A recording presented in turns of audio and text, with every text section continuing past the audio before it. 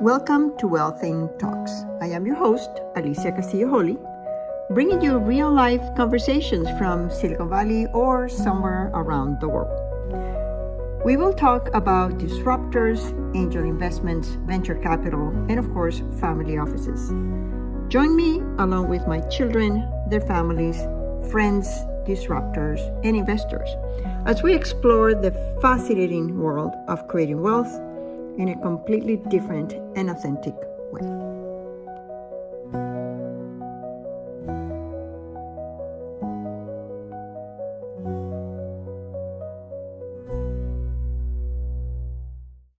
Well, hello everyone. Greetings from Summery, Australia.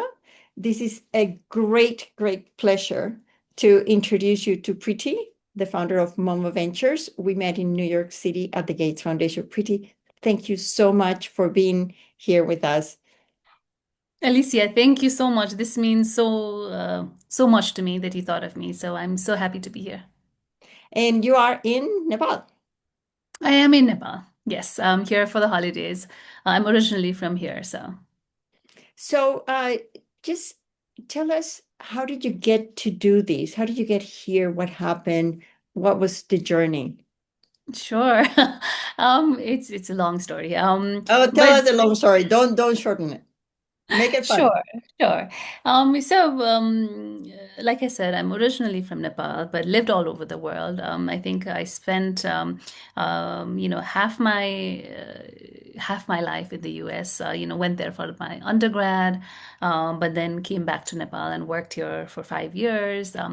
Went to Canada for my MBA. Moved to Singapore for work. Moved back, and then moved to New Jersey for the last 10 years. So it's been all over the place. Been a part of a lot of different industries, from anything from banking to energy to nonprofits and whatnot. I've spent about 10 years of my life in startups. I'm obsessed. I think I was going to say passionate, but I think I'm obsessed with startups. Early stage startups. Been a part of a few. I was the VP of Marketing and Operations of an AI startup in New York City. It actually just recently did an IPO on Nasdaq. So to have that, incredible sort of passion for it. And what I realized is, as an operator, as an executive, you can really help startups. You can do so much. But if you're on the other side of the table, you can change the destiny of startups, right? Especially when you talk about, ones that are underrepresented founders. So that's the reason behind, the fund and everything. And for me, one thing that I've realized is, my career path has seemed very non-linear, but now that in hindsight, when I look at it, there has been a connection, and I think everything I've done in life has brought me here. Wow. What does Momo Ventures do? So it's a US-based early stage VC fund that we invest in tech startups. We have six sector focus areas, but mostly underrepresented founders. And how did you find those companies? We have an incredible sort of pipeline. We really believe in something. We coined the term ecosystem approach, right? So over our lifetime, so it's me. We have two general partners. One is me, and then the other one is Sajan Gautam, who is a cybersecurity expert. So throughout our careers, we've, I think, built our networks and have done a lot of work with startups from all over the world, accelerators, VCs, and so on. And now I think in terms of where our startups come from, they're everywhere. We have incredible referrals. From other VCs we really admire, and accelerators, as well as even cold outreach. So yeah. Yeah, that's great. That's great. How did you decide to start the fund? What was the trigger? What was the event? Sure. I mean, there's a few different reasons. One I'll mention. Like I said, I've advised and helped a lot of startups from all over the world, and been a lot of part of a lot of pitch competitions and things like that, right? Where sometimes I would help to evaluate startups, or I would be judging startups. And for me, a particular founder or the team would have all the right skill sets, right? But from a judging perspective, or from an investor perspective, sometimes, we would hear things like, okay, this person has an accent, or this person didn't go to any college No. we recognize, and things like that, right? Where for me, even if I didn't understand somebody's accent, it wouldn't be, I wouldn't take it as a weakness, right? Or if Mhm. somebody's an introvert, I mean, you have a PhD, Alicia, so you understand, right? Researchers, scientists, they might not, they're incredibly smart and all of that, but they also need somebody to understand the nuances and all of that. So for me, I think one thing I was seeing again and again is that, right, where uh, people wouldn't get second chance just because they Yeah. didn't fit the right model, right? Where they wouldn't be charismatic, or they didn't know how to articulate things and all of that. And what I've also seen is, given the right kind of support, a startup can do incredible things, right? So it's not we might so for me, I think these are a lot of different things, right? Where for me, of course, when you say a VC fund, it has to make business sense, but there is an impact element as well, right? How do Yes. we help people that might not have these networks, that don't come with trust Mhm. fund and all of that? So Yeah. and actually, if I could just explain the reason behind the name, I would love that. Yes. Please. Sure, sure. So Momo in Nepali means dumpling, right? Means Um, what? dumpling, dumpling, like gyoza. Dumpling. Oh, yeah. Okay. So, and you could replace dumpling with anything, right? Anything that you think is a local food, right? So for me, or let's say Nepali, it doesn't matter if you have momo in Kathmandu, Nepal, or in New York City, right, or any part of the world, right? When you have it, it's not just food, right? It's beyond food. It's comfort. It's this feeling of home. And what I've realized is, with entrepreneurs, that's what they need, right? The capital, the check we write is just one part of it, but they Yes. need mentorship and guidance and all of that. So for us, I think it's really, really important that we build a fund that just not doesn't just write checks, but works alongside founders to make them feel like there's a support system. So that's the reason behind the name. Oh, I love that. We have I'm from Venezuela. We have in Venezuela arepa, which is a bread, Exactly. and everything goes with that. So I love that Exactly. because it's nurturing in a holistic way, and I think we all need that. I was once accused of being the cheerleader investor, and and that's going to lead me to the next question because I wake up every single morning full of excitement. Of And I course. can't wait to have this wonderful gift that is a day to spend doing what I'm passionate about. Yes. And I think, it's an honor to be able to support founders, and it's an honor to be able to work with other people like you and other investors and crazy people that want to change the world. It's really exciting and it's uplifting. I wouldn't change that for the world. Of course. But here is another question for you then. What makes you get up full of excitement? Because a lot of people talk about what makes you lose sleep at night. And I don't want to go into the negative. I want Mhm. to go into what gives you energy, what uplifts you, what makes you excited about starting your day, what lifts you up. I feel like there's so much to do in the world, right? There's so much to learn, so much to do. And just like you said, right? I mean, there's obviously a lot of negative things in the world. We can harp on that and go down that slippery path, or we could focus on positives, right? I think for me, I really believe in entrepreneurship because one, it has this domino effect in society, right? You can really change the society. And when you think about developing countries, the impact is much more. And I think entrepreneurs are all builders. They're all like, they want to solve problems of the world, big and small, right? So I would rather be among those people than, critics, right? And anybody can be a critic. So I think for me, what makes me excited in the morning is exactly that, right? Where no 2 days are probably alike, but there's a chance to make it your own.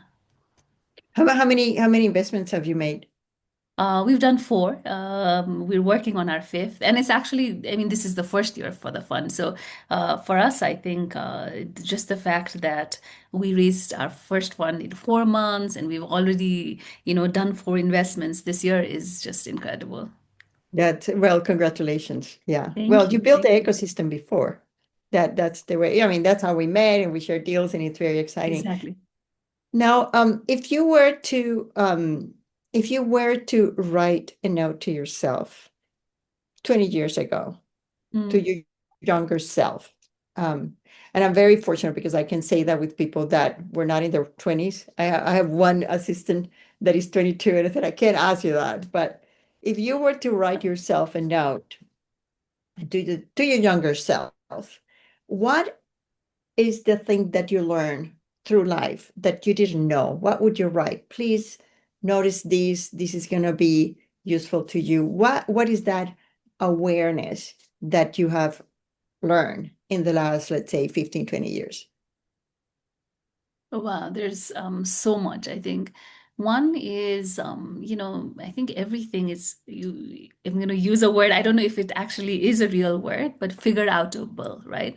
Where it doesn't, even if you don't know the answers in the beginning, you can figure out. And sometimes it's not just you who's going to be part of that solution, right? So for me, I think when I think about myself 20 years earlier, I think I was still the same stubborn person, right? Stubborn in my own right in terms of, my views and everything. But um, life also teaches you maturity, right? Where, Yeah. uh, you learn to do things in a better way, a smarter way. You learn to really, stay humble and all of it. So for me, I think. I feel like the what I am you know, is a reflection of myself 20 years from earlier, but I feel like I've matured, not just in terms of age, but just in terms of understanding, empathy, humility, and hopefully the right traits. Well, I think people have to be very assertive to take certain steps. Of course. And then life teaches you, well, you need to be more humble. Of I think that's a combination. At least that's what worked for me. No, I'm I mean, so and you're an incredible example of that, Alicia, right? I mean, for me, just the fact that you've been so approachable, right? There's like decades of, experience that you have over me, right? In terms of what all the accomplishments you've done. But for me, I think, those are traits that I hope I learn and I get to emulate as well, right? In terms of keeping that humility, being approachable, um, and also sharing that wisdom with the world. I think that's something that's incredible, I think. well, I think that we're very fortunate. But thank you for your compliment. I joke about I already had teenagers, so they kept me under check. It's like, no, you're not perfect. And actually, I know, we need that. Sometimes we need this. We need those yeah, reality checks as well. yeah.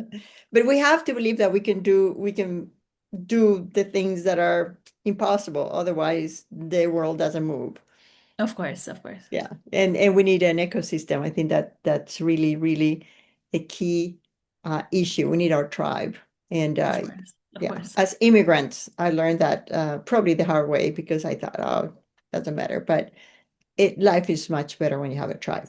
of course, of course, It's of course and in mhm, No, yeah. you're so right, Alicia. And for me, I think before actually building the fund, I actually built a community. It's called the Great Nepali Diaspora of Nepali professionals, from all over the world. And one of the big reasons was, like you said, right? Especially immigrants, minorities don't have that network. And in a strange way, it's not just helped in terms of pipeline for the fund, but also experts, right? I think there's so much value in terms of having that critical mass of people, uplifting each other and so on. Those are not cliches, but I think these are really powerful things, right? Yeah, no, that's absolutely true. Yeah, and I move countries a lot, so like you, but I'm moving countries all the time, and yeah, and now thanks to internet, you can keep some of those things Exactly. close. Um, Tell me something. I mean, I don't know a lot about Nepal, only the Okay, things that I read. I've never been there. sure. Um, what is and this is just, I find it very interesting to learn about other cultures. What would be two or three characteristics of Nepalese culture that we should value or that you value that it would be Sure. interesting for us to know? Sure. One, you should visit while I'm here. I would love that. But for me, I think, because I've spent, part of my life in the Western world, and here I feel like I have an appreciation for both. Nepal obviously is where Mount Everest is, where Buddha is born and was born and everything. But beyond that, there's few things that I value as an adult now, right? One is just, I'll talk a little bit about entrepreneurship and VC and, and then on a personal level.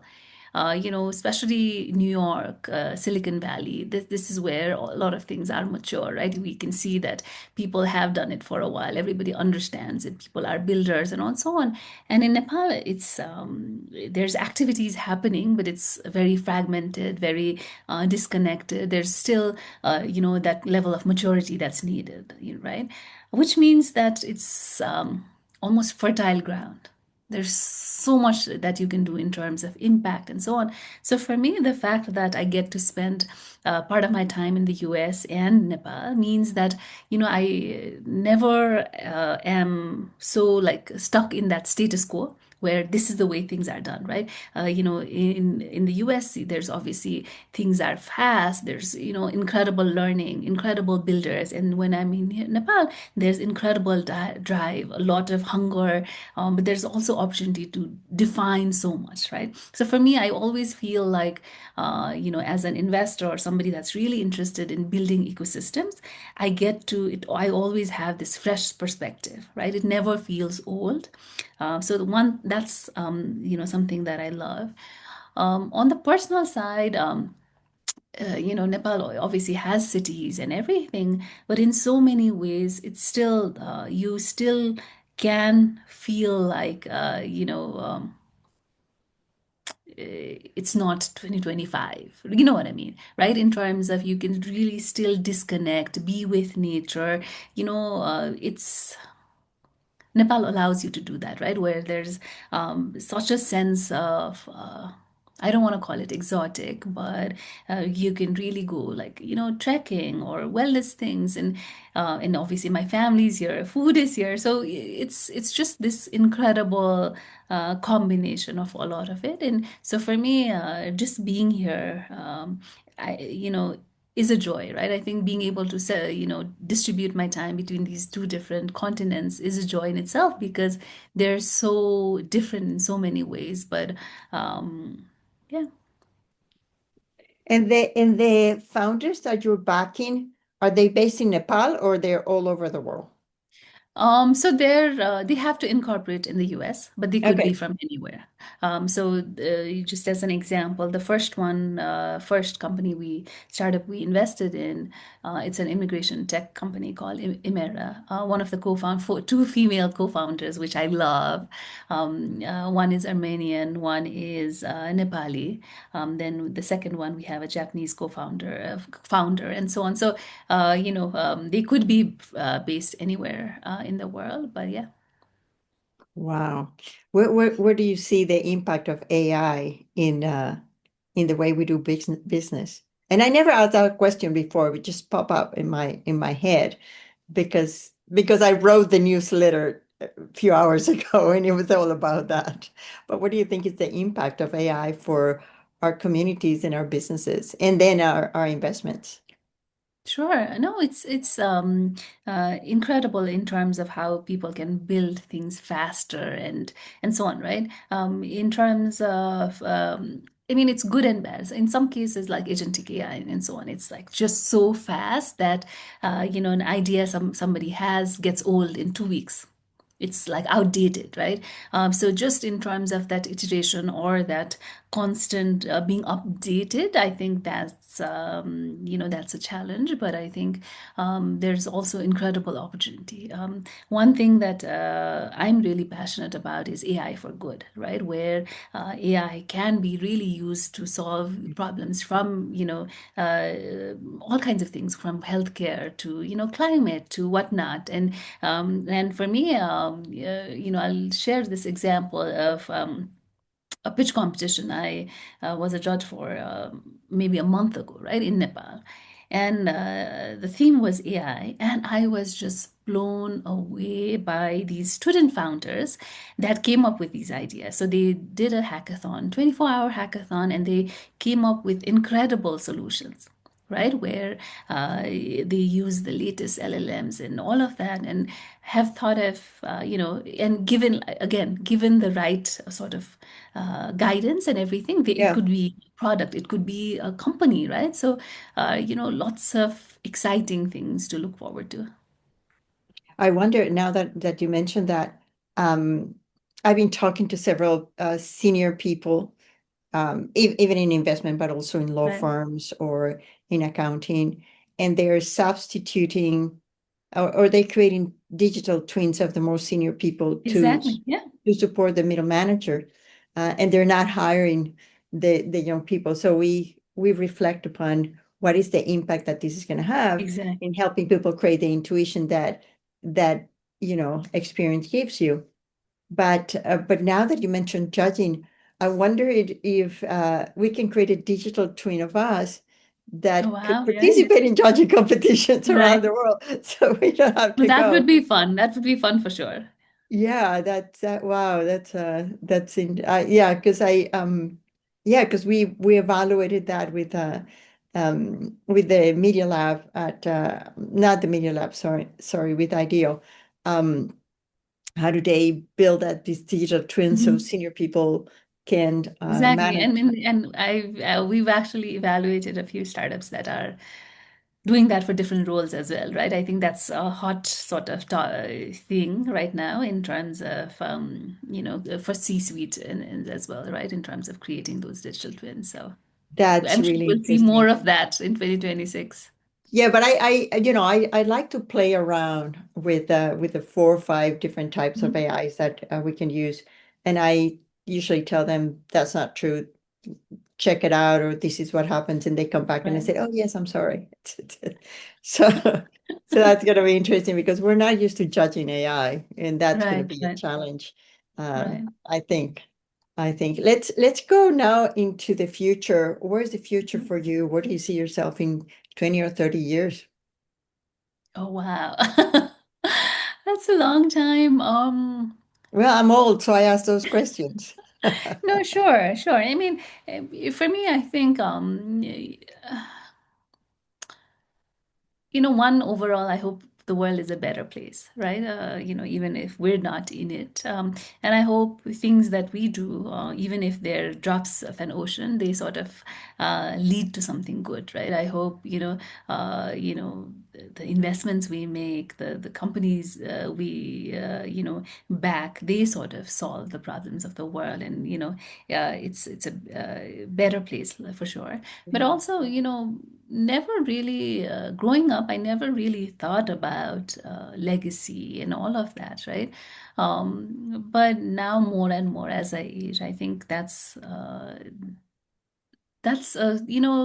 tangible thing, right? Where it doesn't have to be, you don't have to have a monument in your name or things like that, but doing something that has a purpose. I think that's what's important to me. And I think that was the common thread that I was mentioning earlier in terms of everything I've done in life.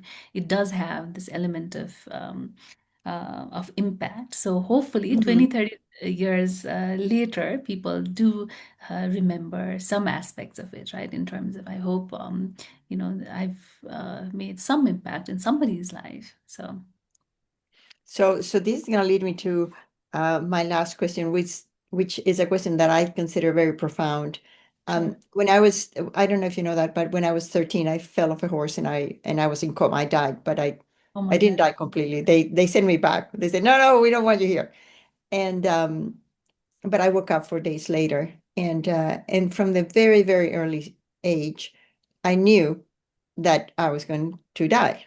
So Mm, I think often about who I am, what is my essence, who I am when I'm not longer here. right. And that's a question that I'd like to pose to my guests. Have you thought about who's Preeti when Preeti is no longer here, or when you're not here in space? Maybe you're here in time, but in another space, you're in another country. But what is your essence? Have you thought about that? Wow. That's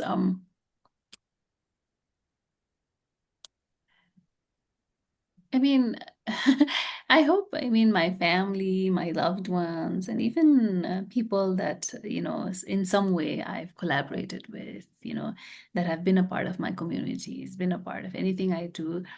Um, eh, they think of me not as I don't believe in perfection, right?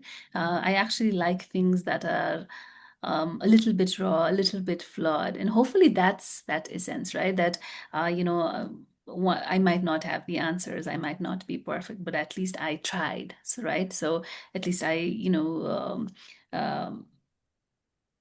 hopefully that, and I feel like I need to think. Um,